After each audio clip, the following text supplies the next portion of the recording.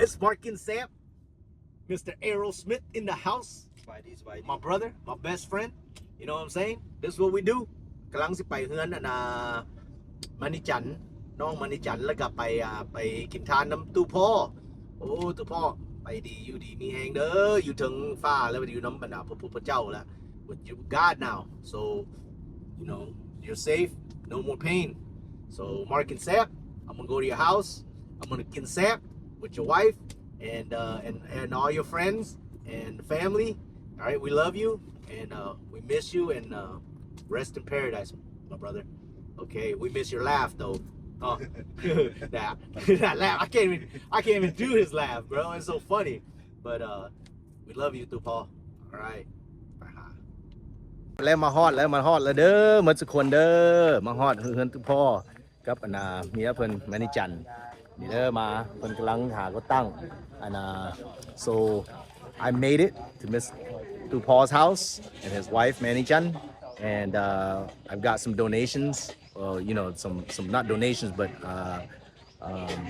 grieving money and things like that to help out from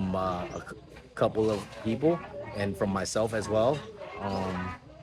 so I just wanted to come pay my respect to Tu Paul I love you Tu Paul all right มาเด้อมากินน้ำกันเด้อสาธุเด้อสาธุดีๆแห่งTu Paul but first it would not be Markin Sapp without showing you some sap ooh look at that bamboo shoot you got the pepper ooh ปิ้งปีกไก่ทอดปีกไก่ค่อยเว้าคุมลาวบ่เป็นปานใด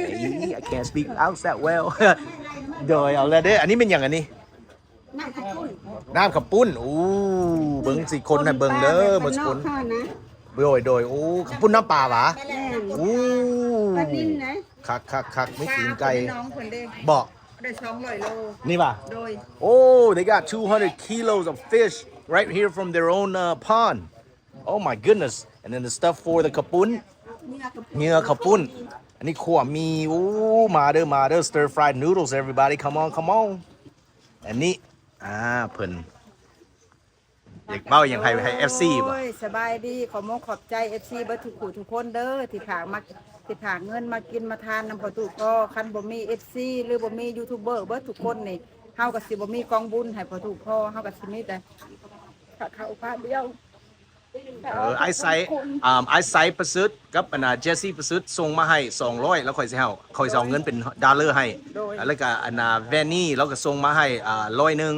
แล้วค่อยก็สิเอาเงินนั้นแล้วค่อยก็สิเอาให้พร้อมโอเคแล้วก็อินพรแล้วก็ส่งมาให้สาวดอนโซค่อยสิเอาให้โดยสาธุบุญคุณขอบใจเด้อพ่อแม่ FC เบิดทุกคนอยู่หลายประเทศคันบ่มี FC บ่มียูทูบเบอร์เบิดทุกคนอ้ายและน้องนี่พ่อตู่พ่อก็สิบ่ได้มีกองบุญมื้อนี้สิมีแต่พระข้าวพระเดียวขอบคุณหลายๆขอบุญคำนำสู่อ้ายเบิดทุกคนเด้อให้หั่งให้มีอ้ายและน้องเบิดทุกคนทานมาให้พ่อตู่พ่อ100 200ขอให้ไหลไปหาหาอ้าย2ตื้อ3ตื้อเด้อไอ้ไซแห่งเราก็เป็นหมู่กับเราเป็นพ่อเท่าเจสซี่หั่นหากเราเป็นหมู่นำตู่พ่อฮู้กันเราก็เคยมาเรามีรูปเราส่งมาให้แล้วค่อยสิเอาขึ้นให้เบิ่ง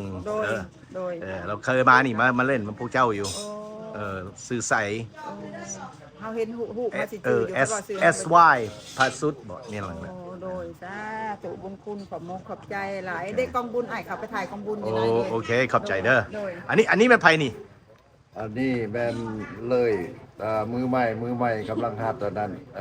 กินเลยเป็นยูทูบเบอร์ว่ะเดี๋ยวนี้กำลังเอาออกซ่องให้เบิ่งได้มีให้คนเบิ่งนำขอบใจเด้อหมายถึงว่าค่าจะเชิญติดตามช่องกินเลยชีวิตพอเพียงเนาะเป็นมือใหม่หัดทำยังเฮ็ดบ่ทันเป็นดอกแต่ว่าพยายามสิเฮ็ดอยู่สิเฮียนครับมากนี่ล่ะที่เป็นพอเป็นลูกศิษย์มากเจ้าเฮ็ดเจ้าเป็นเขียนหนังสือลาวว่าซื้อหั่นซื้อซ่องหั่นซื้อซ่องเป็นหนังสืออังกฤษกี-ลอยกี-ลอยKI -ลอยแล้วก็อันหนังสือลาวแล้วก็ลอยกินเลยชีวิตพอเพียงโอเคสิเอาขึ้นให้ขอฝากช่องเด้อโอเคบ่เป็นหยังตามเราเด้อมื้อสักคนเด้อโอเคมาแต่ไอโอวาเด้นี่น่ะสมัยตะกี้เห็นบ่ไอโอวาเดอะมอยน์อยู่ไอโอวาได้5 ปีแล้วก็มาอยู่ลาสเวกัส อยู่เท็กซัสแต่มันอยู่หลายบอนเด้อ แม่นมาแต่อเมริกาเนาะมารีไทร์อยู่นี่เลยแม่นบ่ Yes โอเค โอเค thank you เข้าใจเด้อเข้าใจ alright อันนี้มันไผอันนี้คือมันคือมาสนุกแค่เจ้าฮะ ทองแดง โอ้ ทองแดงลงไหมลูก บ่เป็นหยังข่อยให้มาฮักหมาเบิ่งนี่โอ้เพิ่นเฮ็ดซอยกันหมดทุกคนสบายดีหมดทุกคนเด้อสบายดี กินแซ่บบ่โอเค เข้าใจอันนี้ก็ปักมักฮุ่งกันบ่ได้เฮาบ่ได้สเตรทแบบน่ะสมัยใหม่เด้แบบก็เจ้ามันขูดเอามันบ่แซ่บต้องได้ปักเอามันจึงแซ่บแม่นบ่ บ้านเขาเอิ้นยำมังหุงอ้าย ยำมักฮุ่งว่ะ แม่นภาษาลาวเอิ้นยำมังหุง โอ้เห็นบ่ข่อยก็มานี่มา และผักลาบ โอ้ อันนี้เขาเอิ้นยำมังหุง โอ้สิข่อยก็ได้เฮียนนั่นใหม่แล้วเห็นบ่ความใหม่ล่ะโอเคเข้าใจเด้อ โดยอันนี้น้องปลาเพิ่น น้องบาเบิ่ง โอ้อันนี้เลยเอาขึ้นได้200โลนะพอดีโจ๊กก่อนมันบ่ไหวไปถุงงมให้ Oh my goodness. They got 200 kilos of fish out of this thing. Wow. Look at all that land back there. Y'all ready to do some... Hey, what's up, Ducky? The Goosey? Okay, ขอบใจไปเบิ่งตู้พ่อไปหาตู้พ่อไปโอเคโอ้ตู้พ่อคือมันหนุ่มแท้ผู้นี่วะฮะเจ้าคือมันหนุ่มแท้โอ้คือเขาหากันเด้อโอเคเบิ่งนกไปเพิ่นกัน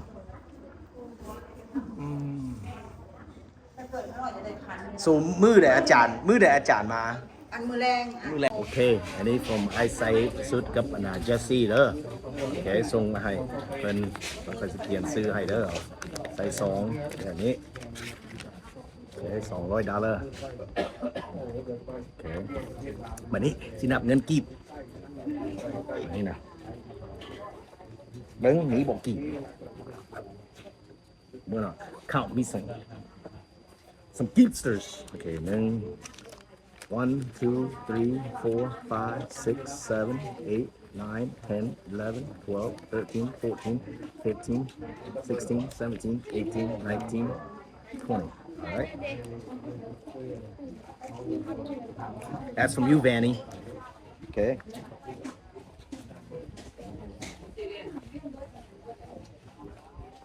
Put on here. All right, this is from Vanny.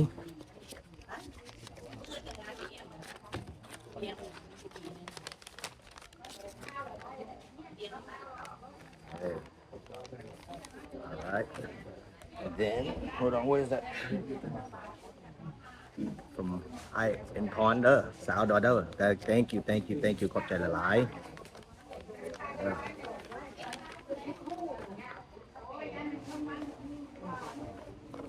All right. Those are the donations, and this is from me.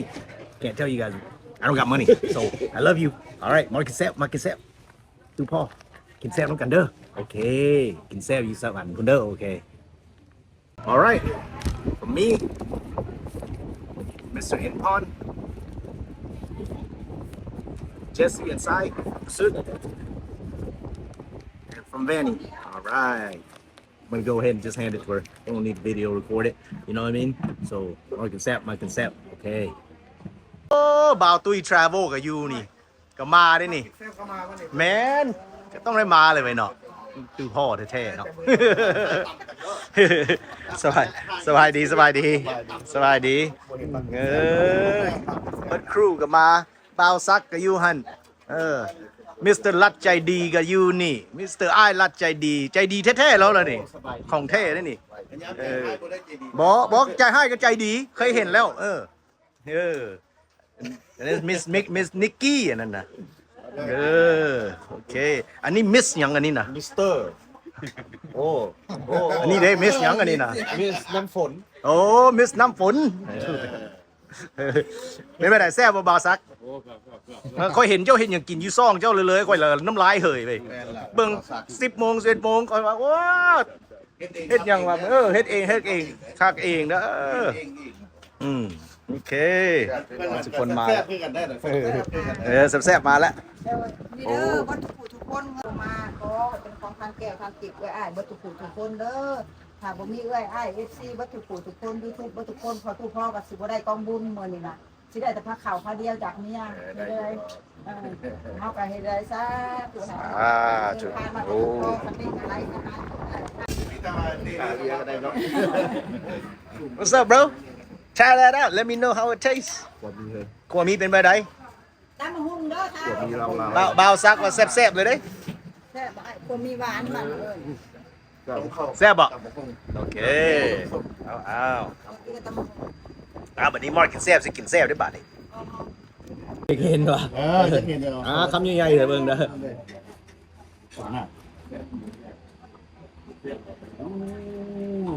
เป็นอะไรเป็นอะไร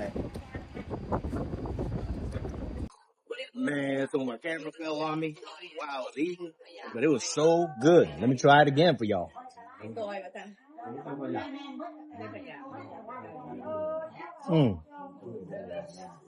All is missing the papaya salad to go with the noodles. Let's try this chicken wing, but this man sure is strong though.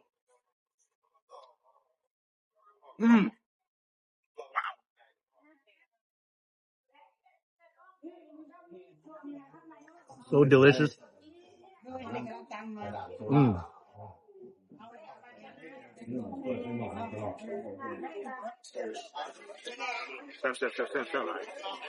Wow.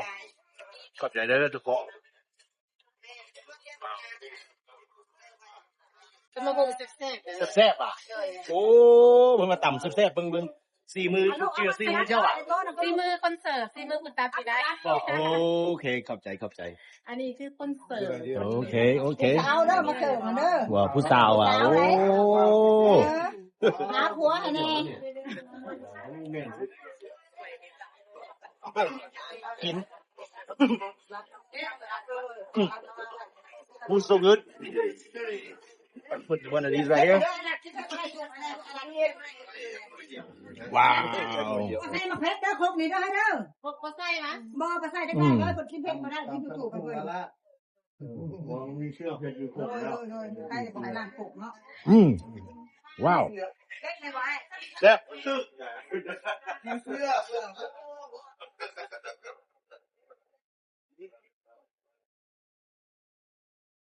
นี่ลูก All right. That is so good. The papaya with the noodles. Oh my God. Sad.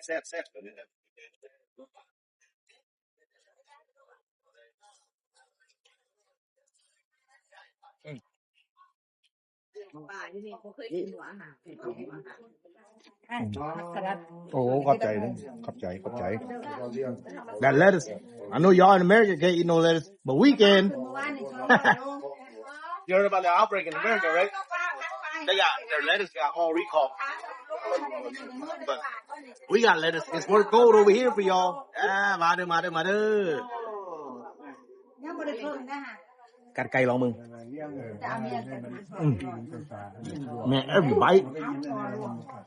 I love Laos. ของแท้ๆของแซ่บๆ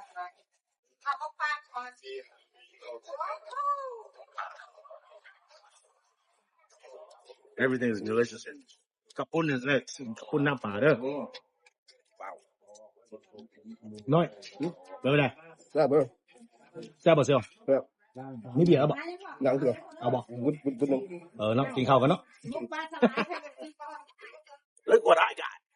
Y'all ain't gonna believe it. But it's fire. Bam. แกงหน่อไม้ไปปลาเด้อมากินน้ำกันเบิ่งสิกินให้เบิ่งน้ำลายเหยเด้อ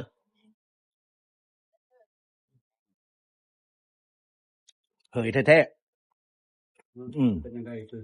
รสชาติเป็น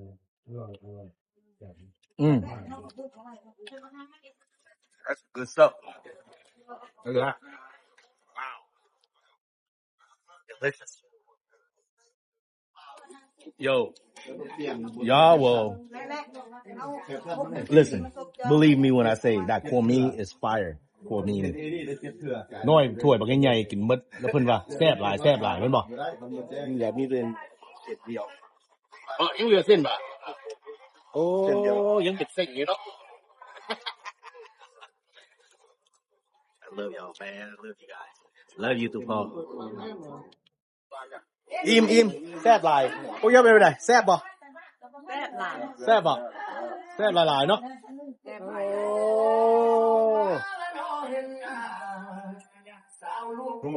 So I am out of here